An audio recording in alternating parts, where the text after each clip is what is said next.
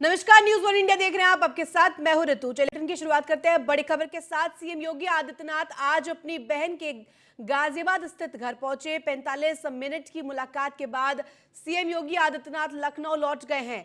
CM योगी के बहनोई राजेंद्र सिंह का निधन हो गया है। ब्रेन स्ट्रोक आने के बाद बीते 4 दिन से गाजियाबाद के एक अस्पताल में भर्ती थे और ऐसे में 67 साल की उम्र में राजेंद्र सिंह ने अस्पताल में आखिरी सांस ली। योगी आदित्यनाथ उस समय मुंबई गए हुए थे। वहां से लौटने के बाद गाजियाबाद जाकर अपनी बहन से मुलाकात की है।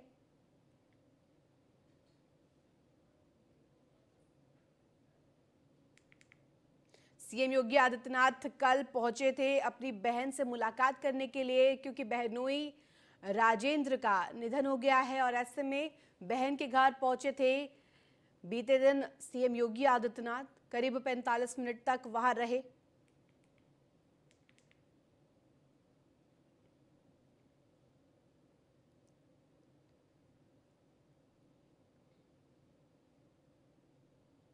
वहीं रामपुर में सांसद घनश्याम लोधी को जान से मारने की धमकी मिली। व्हाट्सएप नंबर पर लश्कर-ए खालसा ने धमकी दी है। सांसद के परिवार को जान से मारने की धमकी दी गई है।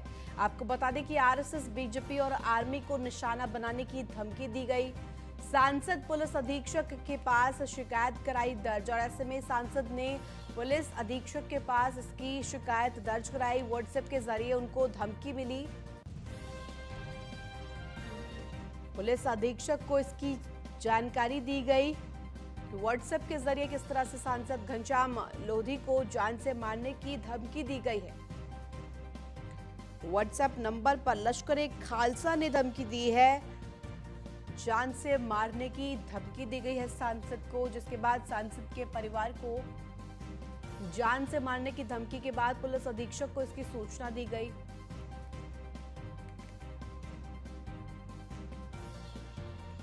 सांसद ने पुलिस को इसकी जानकारी साझा करी, जिसके बाद अब पुलिस सजग तौर पर कार्य कर रही है। सांसद घनश्याम लोधी को जान से मारने की धमकी दी गई है। लश्कर-ए खालसा ने ये धमकी दी है व्हाट्सएप नंबर पर, व्हाट्सएप के जरिए।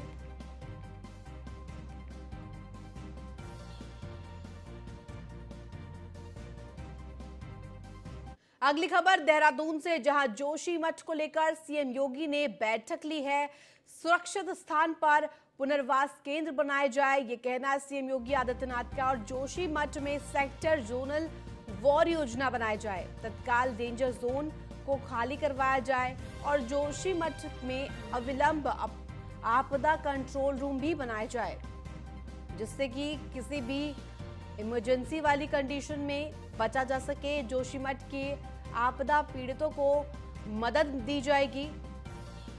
ये सभी निर्देश सीएम की तरफ से दिए गए हैं। आपदा पीड़ितों को 6 महीने तक मदद दी जाएगी। 6 महीने तक प्रति परिवार को 4000 देने के निर्देश दिए गए हैं। जोशीमठ वासियों के लिए ये थोड़ी सी सुखद खबर। जोशीमठ को लेकर के सीएम योगी ने बैठक ली है। सेक्टर जोनल वॉर योजनाएं बनाए जाने की बात कही है। साथ ही साथ तत्काल जो डेंजर जोन है उन्हें खाली करवाया जाए, ताकि कोई भी ऐसी स्थिति ना बने, अप्रिय स्थिति ना बन पाए। जोशीमठ के आपदा पीड़ितों को मदद दी जाएगी सरकार की तरफ से, सीधे तौर पर कहना है मुख्यमंत्री का। और जोशीमठ में आपदा पीड़ितों को मदद दी जाएगी। वहीं जोशीमठ के जो वासी है उन सभी को आपदा पीड़ितों को मदद दी जाएगी, ये सीधे तौर पर सरकार का कहना है और मुख्यमंत्री ने इसके आदेश भी दे दिए हैं। और ऐसे में उत्तराखंड के अगली खबर, उत्तराखंड के युवाओं के लिए बड़ी खबर है, क्योंकि शासन की ने यूके SSSC परीक्षा पर बड़ा फैसला लिया है। शासन से यूके SSSC को 7 परीक्षाओं की मंजूरी मिली है और अब यूके SSSC इन परीक्षाओं में ले सकता है फैसला कि 7 भर्तियों के लिए मंजूरी दे दी गई है। व्यक्तिक सहायक भर्ती, पुलिस रैंकर्स भर्ती, कनिष्ठ सहायक भर्ती, वाहन चालक भर्ती, कर्मशाला अनुदेशक भर्ती, मत्स्य निरीक्षक भर्ती, मुख्य आरक्षी पुलिस, दूरसंचार भर्ती, ये सभी भर्तियां इनमें शामिल है। इन सभी को लेकर के बड़ा बड़ा फैसला ले सकता है यूपी ट्रिपल एससी।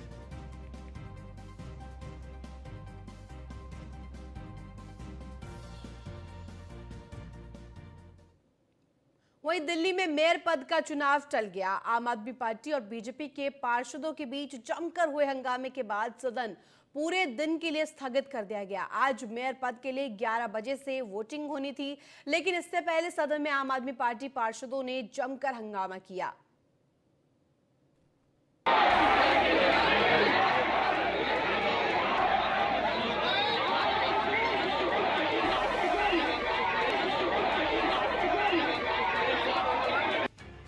फिलहाल दिल्ली में मेयर पद का चुनाव टल गया है। आम आदमी पार्टी और बीजेपी के पार्षदों के बीच जमकर हुए हंगामे के बाद सदन पूरे दिन के लिए स्थगित कर दिया गया।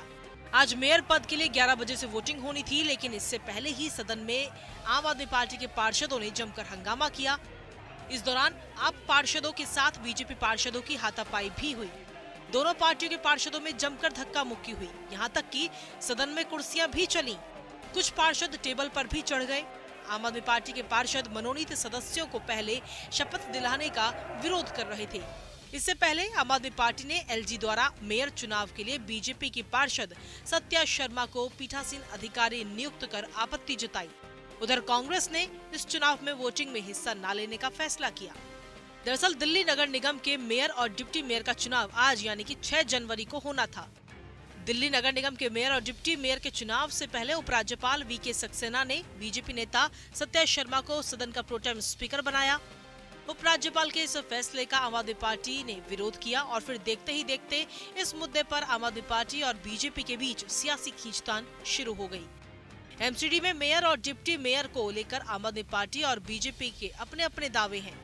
बीते साल दिसंबर में हुए एमसीडी चुनाव में हारने के बावजूद बीजेपी ने दावा किया कि मेयर पद पर उसका ही कब्जा होगा। आम आदमी पार्टी ने एलजी के सक्सेना पर बीजेपी को फायदा पहुंचाने के लिए प्रोटेम स्पीकर को नामांकित करने का आरोप भी लगाया। मेयर चुनाव से पहले एमसीडी में शुक्रवार को जमकर हंगामा हुआ। आम आदमी पार्टी और भारतीय जनता पार्टी के पार्षदों के बीच जमकर झड़प हुई। नारेबाजी और धक्का मुक्की से लेकर बात हाथापाई तक पहुंच गई। शपथ लेने के बाद पीठासीन अधिकारी ने सबसे पहले एलजी की ओर से मनोनीत सदस्यों को शपथ दिलाने की बात कही तो अचानक माहौल ही बिगड़ गया।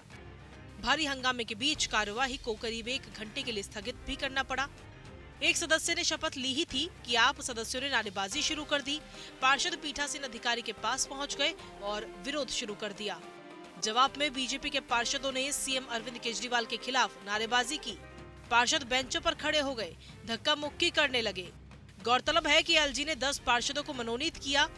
दिल्ली सरकार और आम आदमी पार्टी ने आपत्ति जाहिर की, प्रक्रिया को गैर संवैधानिक करार दिया। दिल्ली के मुख्यमंत्री ने एलजी को खत लिखा और नाराजगी जाहिर की। वहीं आम आदमी पार्टी के प्रवक्ता सौरभ भारद्वाज ने कहा कि बीजेपी बेईमानी करके एमसीडी पर कब्जा करना चाहती है। पूरी दिल्ली बीजेपी एलजी की गुंडागर्दी देख रही है। बहुत सारे जर्नलिस्ट और रिपोर्टर यहाँ पे हैं। मैं चाहूँगा कि ये बात आप खुल के दिल्ली वालों को बताएं कि नॉमिनेटेड काउंसलर कभी भी सदन के अंदर वोट नहीं डालते। मेयर के इलेक्शन हो, डिप्टी मेयर के इलेक्शन हो या हाउस से जाने वाले स्टैंडिंग कमेटी के मेंबर हों, इसके अंदर नॉमिनेटेड काउंसलर्स के वोट वर्जित हैं, प्रतिबंधित हैं। ये नहीं हो सकता। अब बेईमानी करके भारतीय जनता पार्टी एमसीडी पे कब्जा करना चाहती है। हम ये बेईमानी नहीं होने देंगे। एक महोदय मुझसे पूछ रहे थे, कह रहे थे कि अगर वो कर भी रहे हैं तो क्या आप डर गए? मैंने कहा भाई ये तो बड़ी अजीब बात है। इंडिया पाकिस्तान का मैच है, 11 खिलाड़ी पाकिस्तान के आउट हो गए, वो 11 और ले आए। कह रहे नहीं हमारे तो 22 आएंगे। और कमेंटेटर कहे क्यों जी, क्या इंडिया डर गया? हम कह रहे भाई ये क्या बात हुई? जो नियम होगा वो नियम से ही तो चलेगा। ये तो फिर 11 और आउट हो जाएंगे, कहेंगे 11 और आ गए, हम हमारे 33 लड़ेंगे। फिर वो कहेंगे क्या इंडिया डर गया पाकिस्तान से? तो बेईमानी से तो हर आदमी डरता है। कौन नहीं डरेगा बेईमान से और बेईमानियों से? तो ये बात डरने की नहीं है, ये बात उसूलों की है। इस वक्त जिस तरीके से भारतीय जनता पार्टी और उपराज्यपाल महोदय बेईमानी पे उतर आए हैं, पूरी दिल्ली इनकी बेईमानी देख रही है। और जो गुंडागर्दी की है, जो जानलेवा हमला हमारे भाई प्रवीण पे किया है, ये गुंडागर्दी नहीं चलने देंगे। हम कांग्रेस नहीं है, ये आम आदमी पार्टी है। आम आदमी पार्टी भारतीय जनता पार्टी से लोहा लेना जानती है और इनके ही भाषा में इनका जवाब देना जानती है। वहीं दिल्ली के उप मुख्यमंत्री ने ट्वीट कर बीजेपी पर निशाना साधा। मनीष सिसोदिया ने लिखा कि एमसीडी में अपने कुकर्मों को छिपाने के लिए और कितना गिरोगे भाजपा वालों। चुनाव टाले, पीठासीन अधिकारी की गैर कानूनी नियुक्ति की और अब जनता के चुने पार्षदों को शपथ न दिलवाना। अगर जनता के फैसले का सम्मान नहीं कर सकते तो फिर चुनाव ही किस लिए। बता दें कि आपके नेता सदन मुकेश गोयल ने मनोनीत पार्षदों की शपथ लेने का मुद्दा उठाया था। मुकेश गोयल ने कहा कि 25 साल से इस सदन में कभी मनोनीत पार्षदों की शपथ पहले नहीं हुई। हालांकि इस दौरान बीजेपी के मेयर पद की उम्मीदवार रेखा गुप्ता और आप कैंडिडेट शैली ओबरॉय के मूक दर्शक बनकर हंगामा देखती रही।